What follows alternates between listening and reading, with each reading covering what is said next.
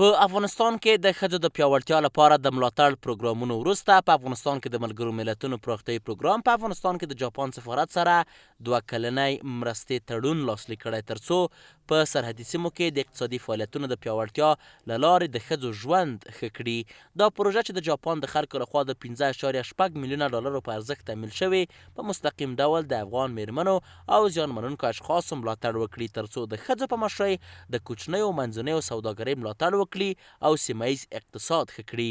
په افغانستان کې د UNDP رئیس سټیفن رودریګز د جاپان د دې نوښت ستاینه کړې او ویلي دي چې دا اداره د ښځو پیاوړتیا او د هغوی لپاره د دندو د رامنځته کولو لپاره کار کوي ترڅو په افغانستان کې د ښځو اقتصاد ښه کولو لپاره د کار فرصتونه رامنځته کړي. د دې پروګرام موخه د افغانستان خلکو سره مرسته کول او د ښه راتلونکي لپاره د دوی د کورنیو ملاتړ کول دي. موږ ویاړو چې د جاپان سره د افغان میرمنو د ملاتړ په برخه کې خپلې قوي ملګرتیا ته دوام ورکوو ترڅو دوی وکشي کولای چې ننګونې له منځه یوسي.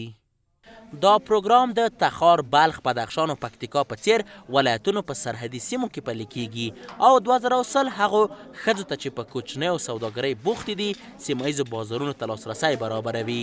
په کابل کې د جاپان سفیر ویلي چې د افغانانو لپاره د خپل هیواد پر دوامداره ملاتړ ټینګار کوي او نوموړي زیاته کړې چې جاپان هڅه کوي چې د ښځو لپاره د کار ډیر فرصتونه او په ټولنه کې د دوی معنا لرونکي رول رامنځته کړي. دا پروګرام د ښځو لخوا رهبري شوی کوچنیو سوداګرو ملاتړ لپاره ډیزاین شوی دی. جاپان د افغانانو سره په ځانګړي توګه د ښځو سره د اقتصادي خپلواکۍ ترلاسه کولو په لاره کې ولاړ دی. دا پروژه له ښځو سره مرسته کوي چې وشي کولای د ځان او خپلو کورنیو ملاتړ وکړي.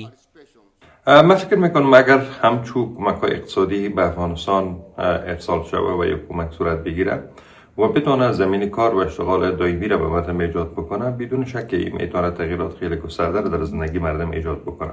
چون هر از گاهی که مردم صاحب یک درآمد ثابت شد، گراف فقر به شکل اتوماتیک کاهش پیدا میکنه.